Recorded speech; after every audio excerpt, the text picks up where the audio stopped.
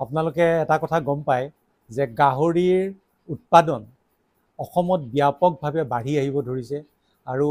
দৰং বিশেষকৈ পশ্চিম দৰং অঞ্চলত চিপাঝাৰকে ভিতৰ কৰি এই অঞ্চলত গাহৰিৰ পালন যথেষ্ট ব্যাপকভাৱে বাঢ়িছে আৰু আটাইতকৈ ডাঙৰ কথা ট্ৰেডিশ্যনেলি দুই এটা জনগোষ্ঠীয়ে মাত্ৰ গাহৰি পালন কৰি আহিছিলে কিন্তু এতিয়া প্ৰায় সকলো স্তৰৰ মানুহে গাহৰি পালনটো খুব আগবাঢ়ি আহিছে আৰু ডেকা শক্তিবিলাকে গাহৰি পালন কৰিছে কিন্তু আমি কিছু বছৰৰ পৰা আফ্ৰিকান সোয়াইন ফিভাৰ নামৰ যিটো বেমাৰ যিটো বেমাৰত এখন ফাৰ্মত এটা গাহৰিৰ লাগিলে 100% গাহৰি ইয়াত এটা হোৱাৰ সম্ভাৱনা থাকে আৰু 100% গাহৰিৰ মৃত্যুমুখত পৰাৰ সম্ভাৱনা থাকে সেই বেমাৰটো চৰকাৰো যথেষ্ট সচেতন আৰু সৰ্বসাধাৰণতে আচলতে সচেতন হোৱা দৰকাৰ এই সম্পৰ্কত মই এটা কথাই কওঁ যে যিসকল ফাৰ্মাৰ আছে তেওঁলোকে এটা শব্দৰ লগত জড়িত হৈছে যে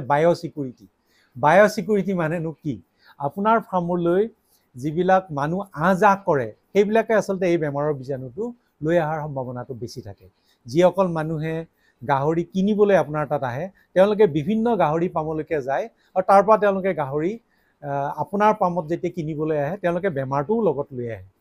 এই কথাবিলাক আমি আচলতে বৰ বেছি কনচিডাৰ নকৰোঁ গতিকে এতিয়া এই কথাবিলাকো আমি ভাবিবৰ কাৰণে হ'ল আৰু গাহৰি পালনৰ ক্ষেত্ৰত এটা কথাই ৰাখিম য'ত আমি যিটো ঘৰত আমি গাহৰি পালন কৰিছোঁ যিটো গাহৰি ঘৰ ৰাখিছোঁ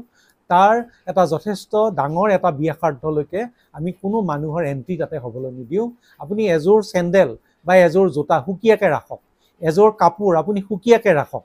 আৰু আপুনি নিজেও সচেতন হওক বেলেগকতো তাতে সোমাব নিদিবই তেতিয়া কিন্তু আপোনাৰ এই বেমাৰৰ প্ৰাদুৰ্ভাৱটো আপোনাৰ তাত নাহে তেহেলৈ আপুনি ঘৰৰ যিখিনি বায়'চিকিউৰিটিৰ কাৰণে আৰু যিবিলাক উপাদান লাগে যিবিলাক দৰৱ পাতি লাগে সেইবিলাক যদি আপুনি ব্যৱহাৰো নকৰে কমচে কম যদি আপুনি এই কামটো কৰে যে বেলেগক তাত যদি সোমাব নিদিয়ে আৰু আপুনিও যদি বাহিৰৰ পৰা আহি বা বেলেগৰ গাহৰি পামৰ পৰা আহি আপুনিও যদি আপোনাৰ গাহৰি পামখনত নোসোমায় তেতিয়া কিন্তু এই বেমাৰটো আপোনাৰ পামখনত আপুনি নোহোৱাকৈ ৰাখিব পাৰিব